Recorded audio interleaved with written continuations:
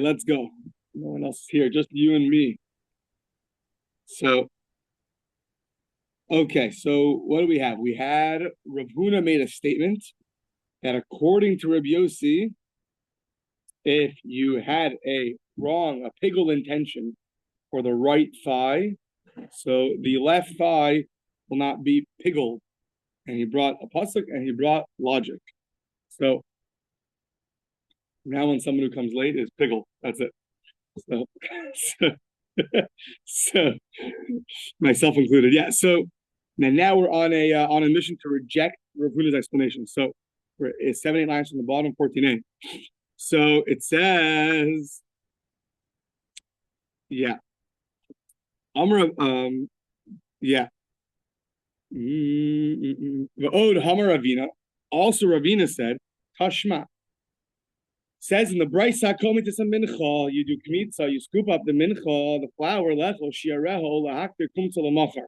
You have in mind either you're going to consume the shirayim, the remnants tomorrow, or lahaktir, kumtza lamachar, or you have in mind to, when you're scooping up the flour,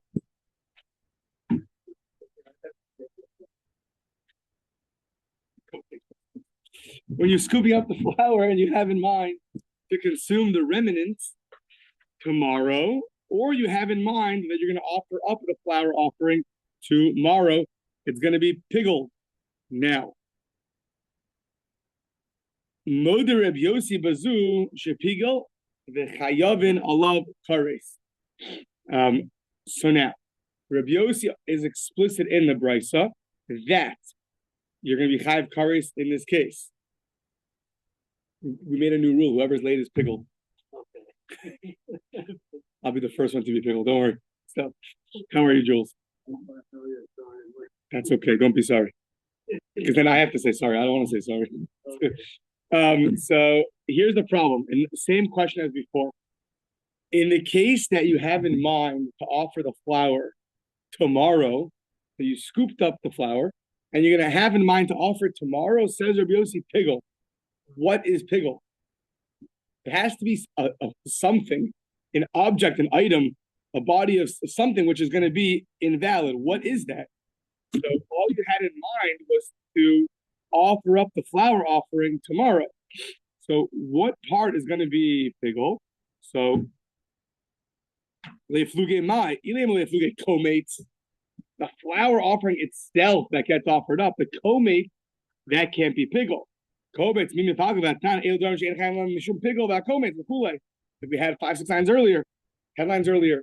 Komates is one of the things, it's the permitter, so that can't become piggled. So what will be piggle? What's going to be piggle is the remnants. So you have a case, or the second to last line on the bottom, that you have a case similar as to what we ended up yesterday. You're scooping up the flour, and you have in mind you're going to offer up this flour tomorrow, and something becomes piggle. What's the something? The remnants.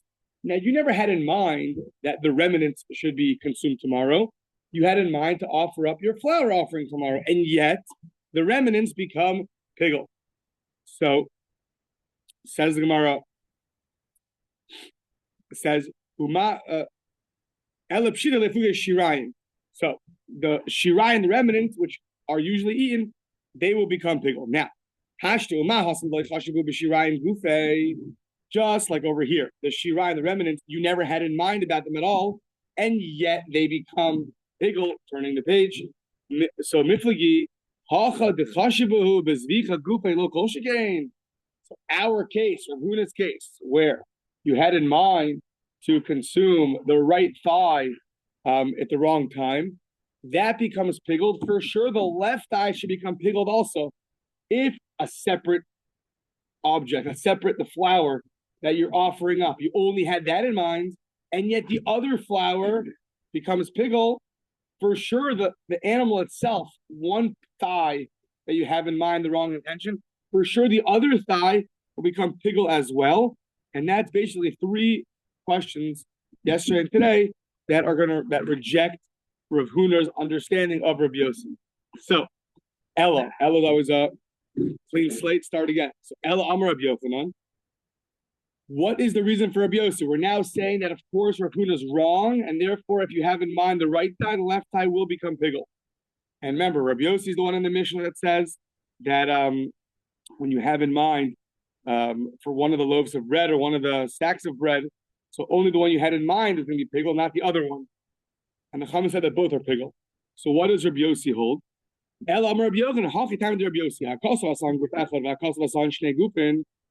The Torah itself puts the two together, meaning puts the kometz and the lavona and the frankincense together. And it also mentions them separately, meaning they're put together in one of the verses.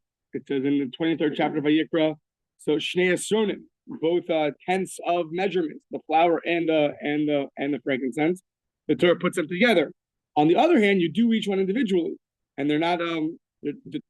You could do kometz without the frankincense and frankincense without the kometz, but you need both of them to eat the remnants. So the Rabbi Yochanan says hakasav asan shnei gufin.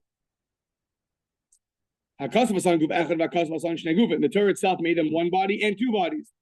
Guf echad dema'ak ve'adadi. At the end of the day, you need both frankincense and flour, or else you can't eat the remnants.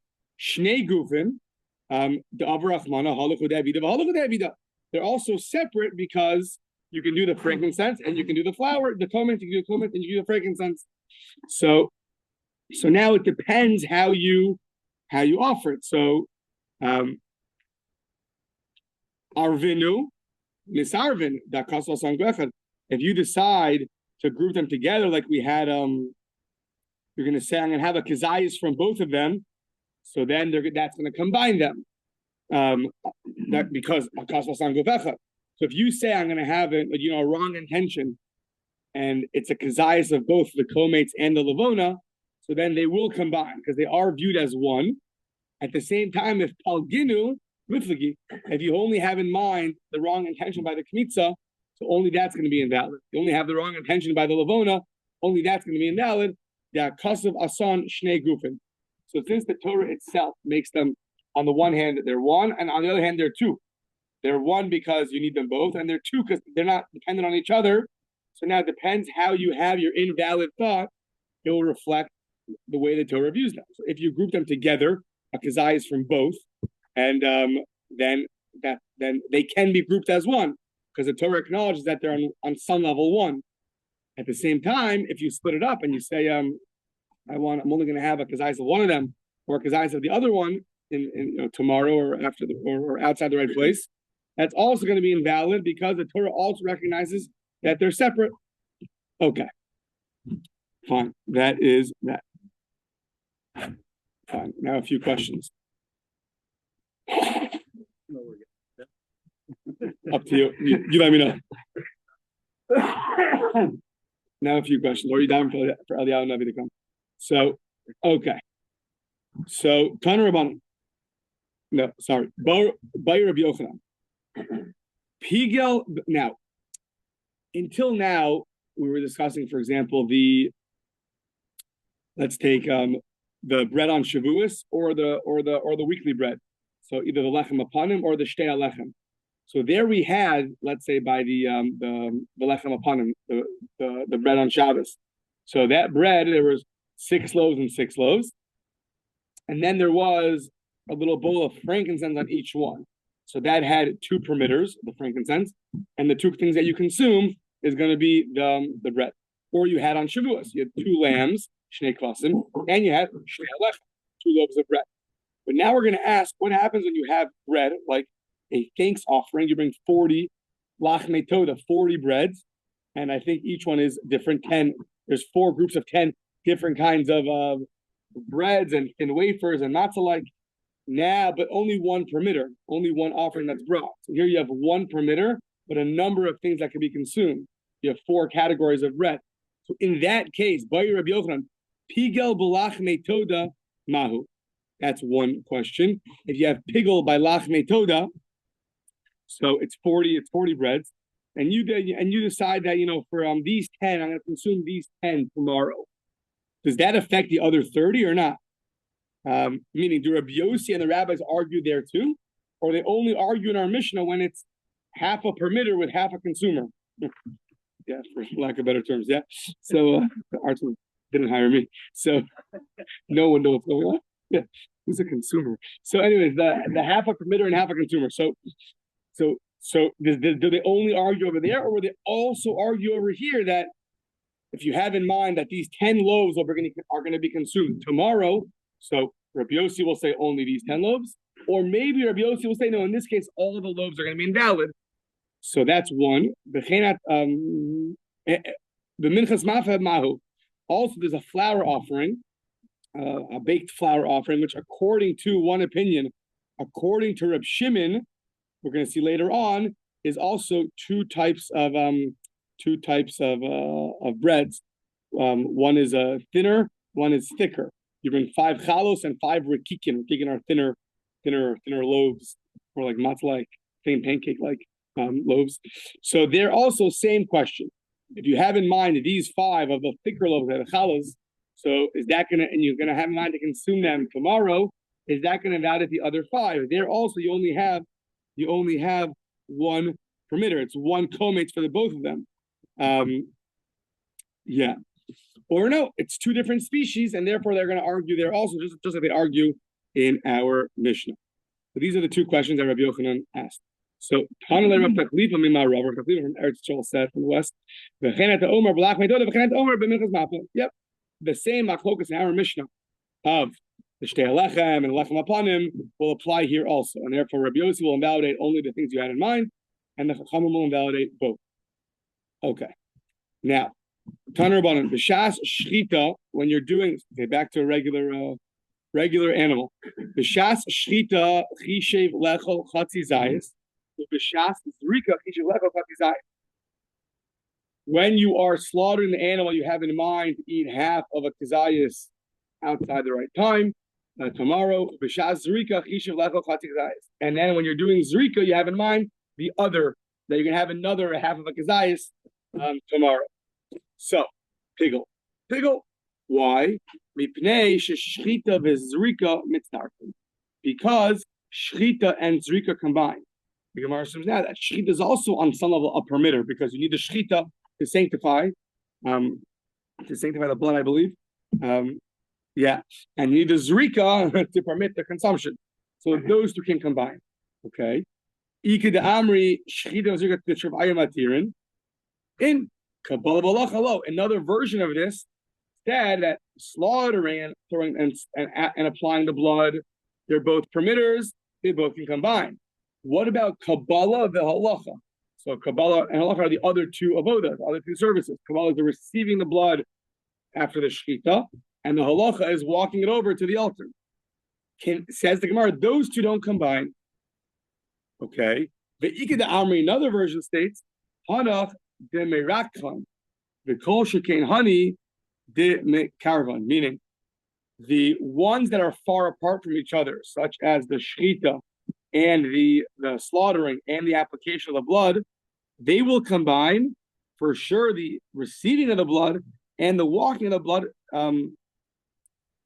are for sure going to combine, even though they're not necessarily permitters.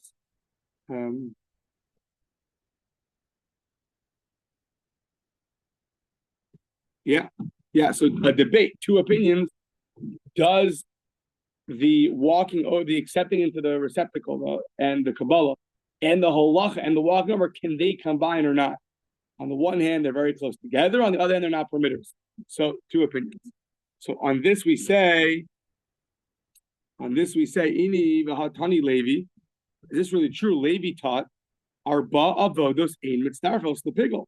Shchita v'zrika Kabbalah v'halacha. How can you tell me that any 2 of these combined, half an olive's worth here and half an olive's worth there?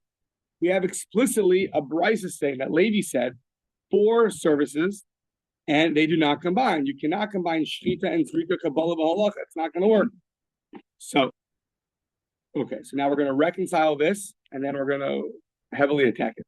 So, Amar Rava, lo kasha. This is not a difficulty. Meaning, on the one hand, you have a brisa saying that you can combine 2 of the services, half a kazayis, half a kazayis. You have another brisa saying you cannot. So how are we going to reconcile it? 2 different authors. Amar Rabba lo kasha, ha Rebbe, ha Rabbanan.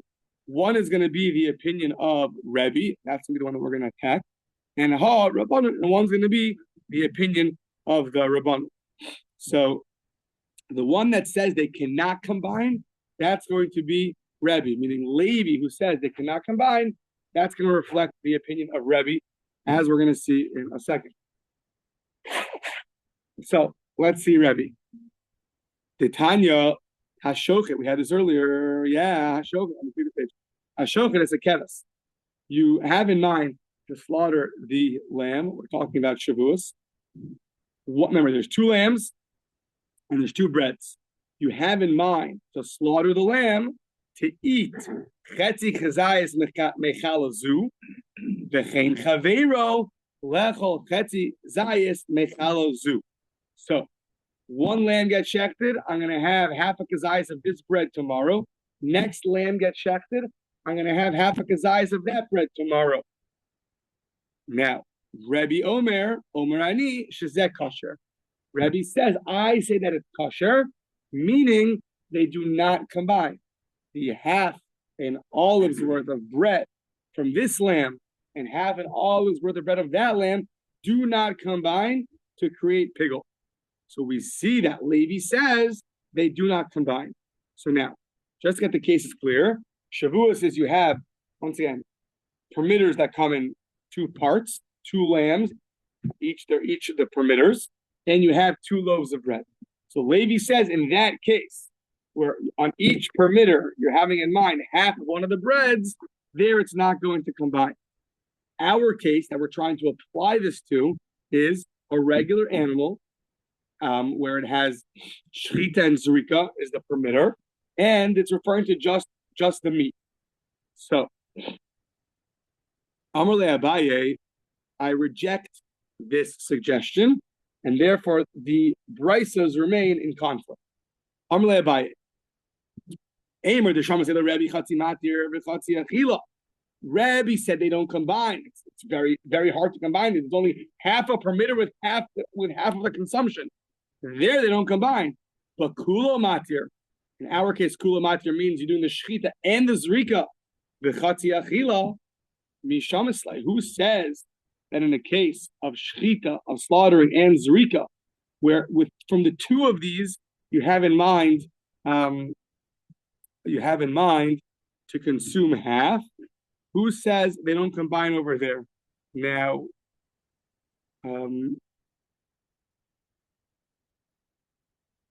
so we're just breaking down for a second. Shchita and zrika, we're calling them both permitters, but they're not 2 halves of one coin. Shchita really permits the receiving of the blood because it sanctifies it. Once you slaughter it, now the blood is holy. So it permits one whole thing, meaning the blood, to be now holy, to be used.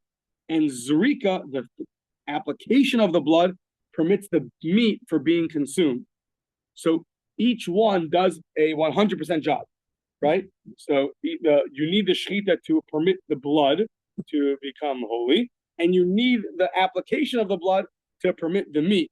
So each one's doing 100% of its job, as opposed to by the 2 lambs on Shavuos, each one is doing half a job. Each one's both trying to permit the same thing. So maybe when Rebbe said that it's not going to combine, it's when you have 2 half permitters, each one's trying to do 50%, there it's not going to combine. It's too far removed. But when each one's doing 100% of its job, so then it could combine. That's the suggested difference. So, yeah.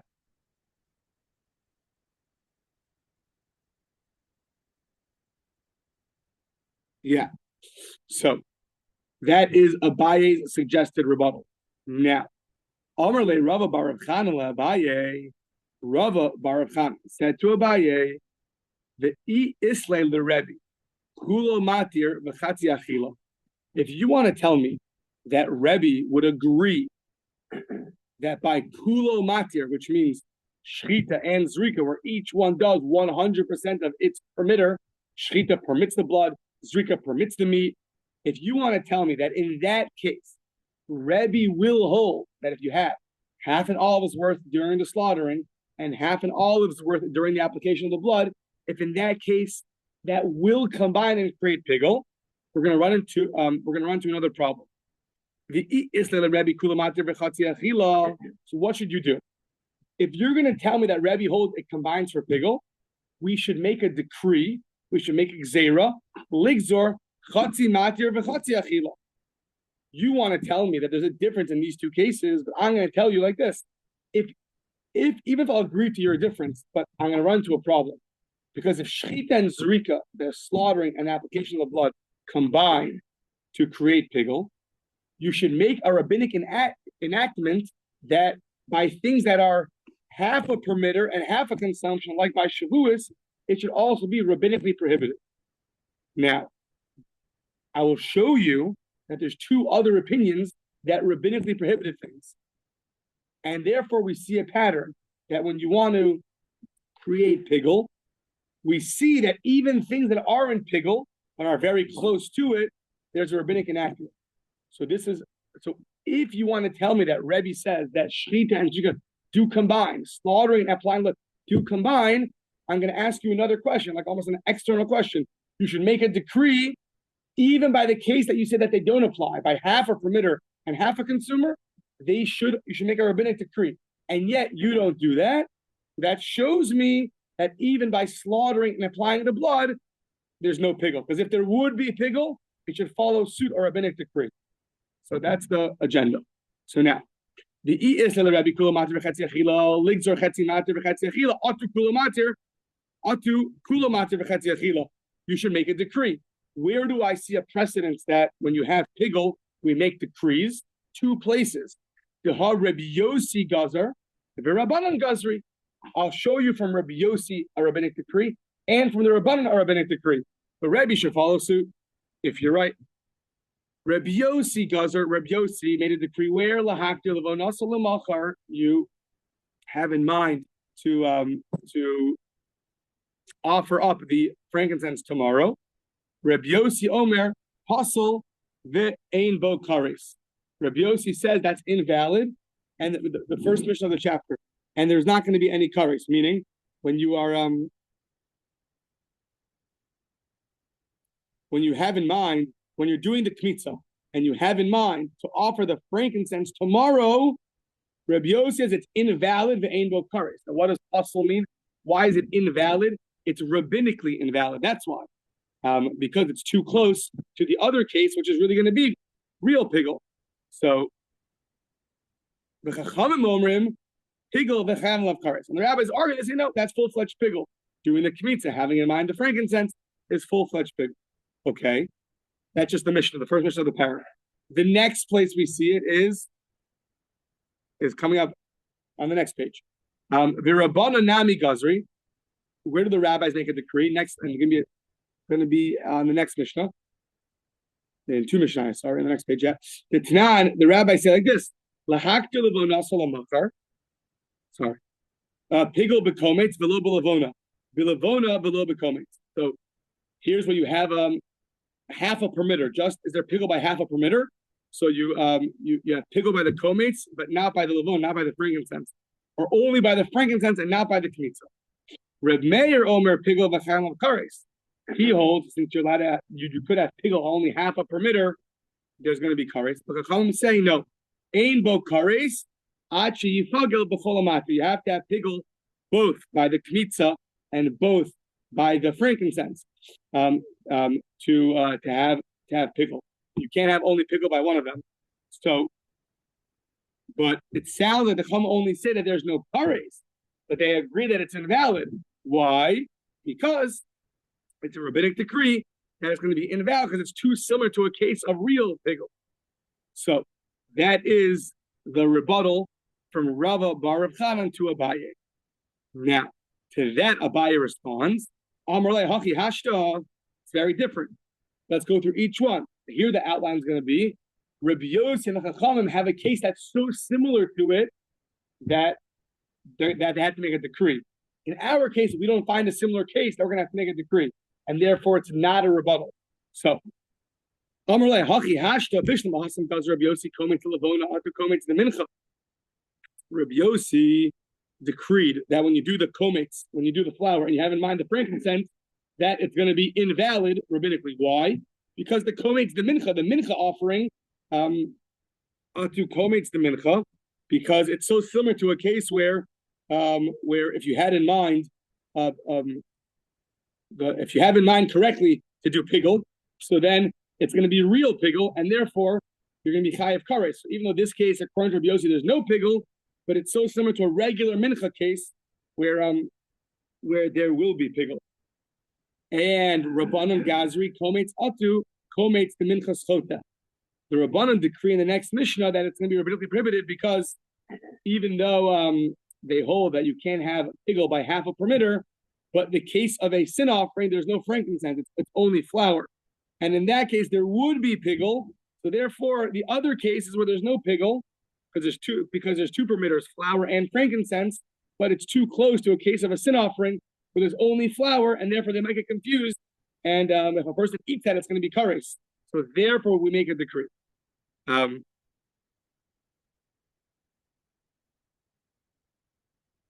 Gazi Komet Adu Komet the Minchas Chota Ulevona, and by the case of only having in mind for the frankincense, even though it's only half a permitter, it's rabbinically invalid. Atu Levona Habab Bezichin, because of the frankincense that's brought with the lechem upon him, where all you have there is frankincense, and that would be invalid. That's going to be real pigel. And kvasim nami keves atu keves chaveiro. And if you only have in mind one of the permitters, like by the lamb on Shavuos, so we're going to make a rabbinic decree because we're going to say that both of them are going to be invalid because there's two lambs. So if one's kares and one's not, we're going to make them both invalid so that you avoid eating the wrong one. And bezech atu bezech chaveiro, and one of the bowls of frankincense. If that would be become pigel, we'll say its friend is invalid also.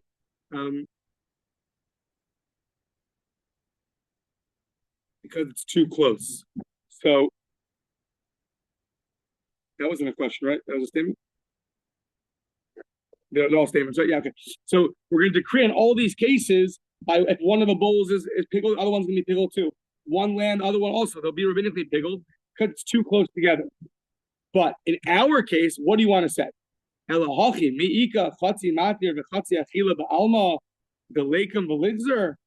What case you want to say that when you have shtita and zrika, slaughtering and throwing in the blood, applying the blood, if you have half a kazayis in mind during each of those, it's going to combine and make pigel.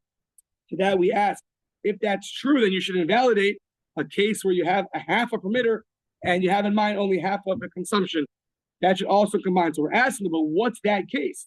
What's such a case that you want to decree? That you want to decree that it's going to be pigel?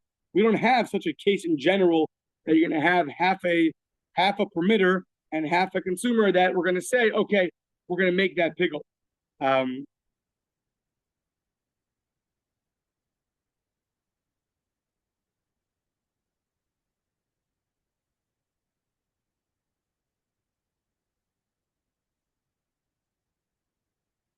Right. So since we don't have such a case of half a permitter and half a consumer, that there's no way to decree it. What case do you want to decree that it should be prohibited? We don't have another case of half a permitter and half a consumer that we're going to say that this case of half a permitter and half a consumer is going to be invalid. It doesn't have a similarity, nothing similar to it, and therefore we won't make a decree on that. So at this point we stand that really that rebuttal of Rava Baruch Hanan to Abaye is not a good rebuttal because we only make decrees when there's similar cases. In this case, we couldn't find a similar case. That's why there's no decree. But still, Rebbe could hold that by Shvita and Zrika, by the slaughtering and the application of the blood, they will combine. And that's how we can reconcile the two brises. Okay. Hachanami mistabra. This is also very logical to say. The time of the Rabbanim Mishum Hachihu. That the reason for the rabbis is because of this, I think, this rabbinic decree. Yeah. Why? The Katani say, but at the end of the Mishnah it says Modin Chacham Reb Meir b'minchas chota u'minchas kinos. The Rabbanan agreed to Reb Meir by a flour sin offering, where all you bring is flour, or a minchas kinos, or the sota offering, where all you bring is flour.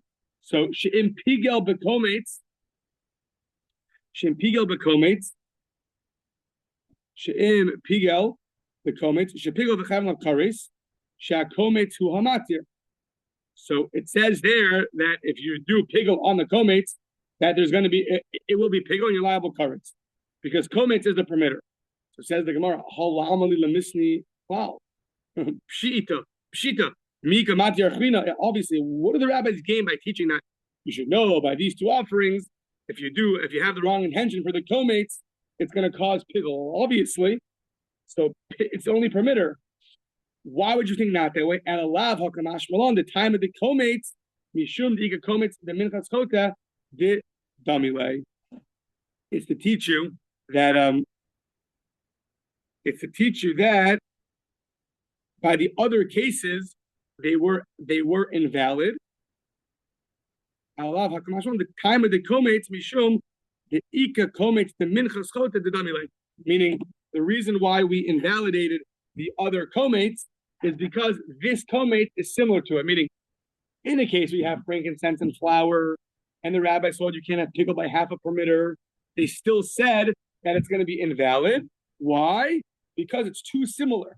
We can't let you consume it because it's too similar to the offering of a sota or the offering of a sinner, where all you have is flour.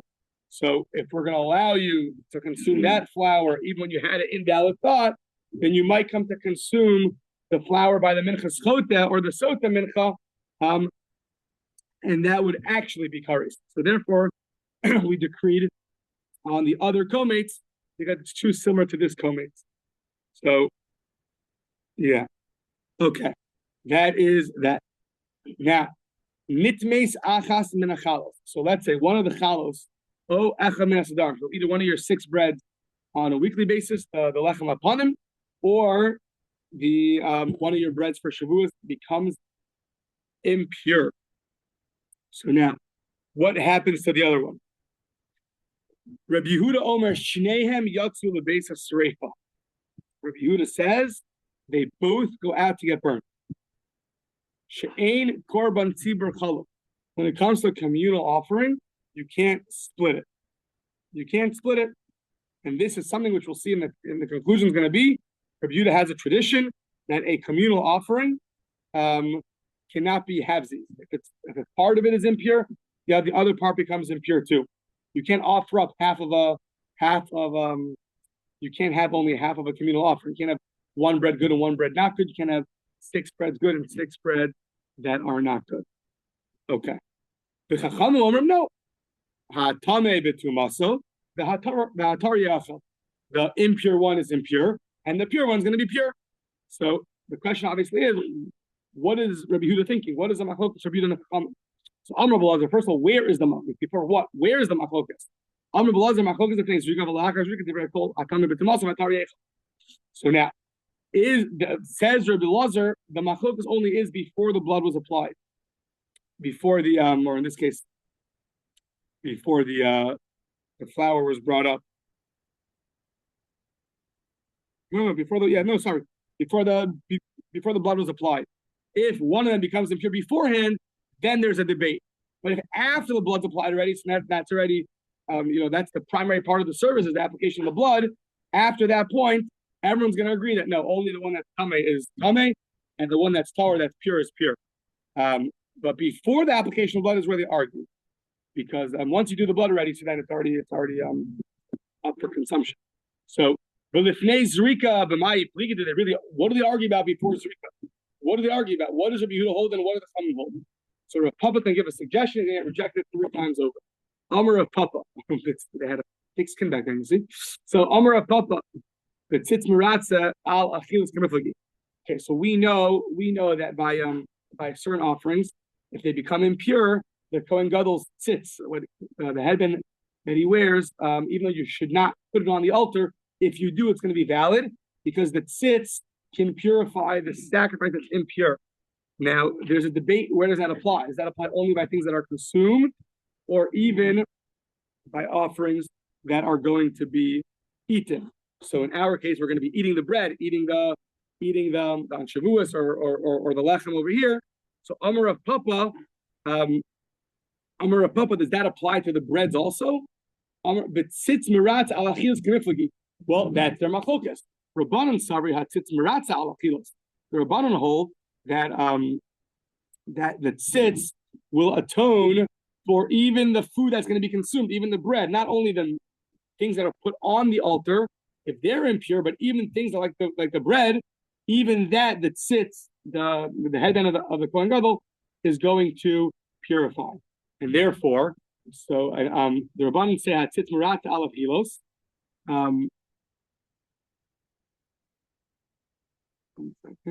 And therefore we're assuming now that since the tzitz could be maratza, so then you can continue with the offering, and it would validate the chalos. Now they point out Rashi and Tosafot, you can't eat the chalos; they're still impure. But in terms of it not infringing on the sacrifice procedure, that much it'll do.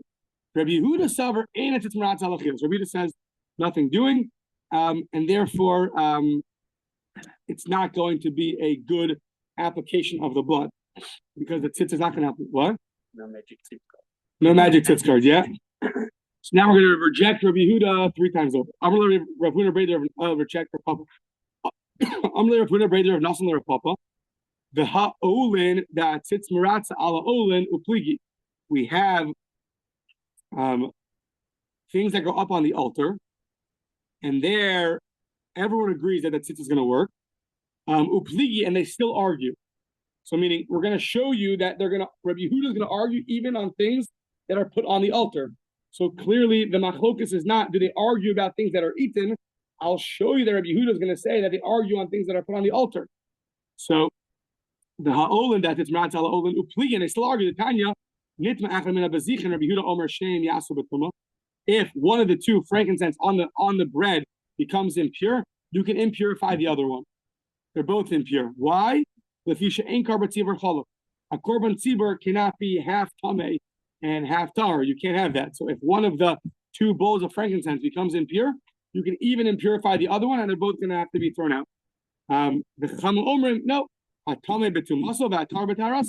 The bowl of frankincense that got impure is impure, but the other one is pure. So what do you see? That Rabbi Yehuda and Chama have a debate similar to our Mishnah, but nothing to do with consuming anything. They have another debate. Rabbi Yehuda says you can't split a communal offering, and therefore you can even cause the other bowl to become impure because they're both going to be thrown out anyways. Okay, the Od Amar Ravashi Tashma Rabbi Yehuda Omer Afilu Shevet Echad Tamei B'Chol Shot B'Horin Yasu B'Tol L'Kish Ener Karbanas Tzibur Chalap. The big debate in Pesachim, we know that by Pesach, if everyone's impure, you can bring the Pesach offering because Tumah Hotra B'Tzibur, impurity is permitted with the congregation. What is a congregation? Big debate. Rabbi Yehuda says even if one of the tribes is impure, that allows for everybody to bring the Korban Pesach. Why? Once again, this statement of his, Lafisha Ein Korbanas Tzibur Chalap, the same line he's been saying in our Mishnah and over here, that communal offerings can't be split. So we see that Rabbi Yehuda is arguing with the same phraseology as our Mishnah in cases that aren't talking about consumption. So it can't be that that's where they're arguing. The hacham ma'aya tzitz maratza. What tzitz maratza is going to be over here? Nothing. Ma'aya tzitz maratza ika. Nothing. The Ode, another place, Amar Ravina says, Tashma nitves akas min achalos. Oh, akas min asadar, Rabbi Yehuda Omer shneim yazul lebeis esreifa. If you have our Mishnah, if you have one of the breads or one of the shelves of bread becomes impure, they both have to go to the place of burning. Why? Lefisha ain't korban tzibur chalach, because the korban tzibur cannot be split. The chachamim omrim hatame b'tumas atar yocha. Now, chachamim argue, they say the tame is tame and the pure one's pure. Now, if you hold the im isa lefisha ain't tzitz maratza alachilo, the im isa lefisha ain't tzitz maratza alachilos mibayilei. What should happen? What should happen is that Rabbi Yehuda should say the reason why he says what he says is because the tzitz is not going to be able to purify this. Not because you can't split a communal offering. Rabbi Yehuda in our Mishnah says that the reason why the other one becomes pure, they both have to be thrown out because you can't split a communal offering. But if everything you're talking about is predicated off the fact that your tzitz can or cannot purify, then he should say that, and he doesn't. And he doesn't say that. Yeah. Ella Amar Rabbi Yochanan. This is the conclusion. Talmud Arachu B'Fish Rabbi Yehuda. A long teaching. Long probably means passed down from generations, I assume. In the mouth of Rabbi Yehuda, he received from his Rebbeim, She'ain Korban Tzibur Kollel. That's the rule. You can't split communal offering. So if one of them becomes impure, it's a full package. It gets thrown out. And the Rabbanan argue, and the Rabbanan don't have that tradition. So they say the logical thing. What becomes impure, and what not. But Rabbi Yehuda has a tradition that ain't Korban Tzibur Kollel, that your communal offering cannot be split. Or let's just start. Jules, don't look at your watch. So pretend we're in a casino, yeah. So Hatoda, we're making millions, yeah. Well, we're losing millions. Okay. So Hatoda mifagalos alechem enu mifagalos hatoda. So just the toda, the thanks offering has 40 breads and also has an animal you bring with it. So Hatoda mifagalos alechem enu mifagalos hatoda. Having the wrong intention for a toda will cause the bread to be piggle. Having the wrong intention with the bread will not cause the animal to be piggle. You're going to consume part of the animal, and you're going to consume the bread. So only the wrong intention for the animal will cause the bread to be piggle, but not the other way. Ketzad, what's example? Shachat es toda lechem anu l'machar. Hiva lechem mifugalin. If you check the toda animal to eat some of it tomorrow, so then what's going to happen? It and its bread are going to be piggle. But if you want to have in mind the bread, lechem l'machar, halechem mifugel v'atoda enu mifugelos. If you have in mind to eat the bread tomorrow, the bread will become piggle, but not the meat. You see why? And by Shavuos, the lambs cause pickle to the bread, the two breads you bring. What's the case? You slaughter the lamb. If to eat them tomorrow, what's going to happen? You have the wrong intention. Haim, the lambs, and the bread, mifugalim, become pickle. However, if you're going to eat the bread tomorrow, you have in mind to eat the bread tomorrow, the bread will become piggle, but having the wrong intention for the bread cannot make the animals piggle. We have to see why it only goes one way and not the other way. Okay. Some people still drive down. You're only going one way.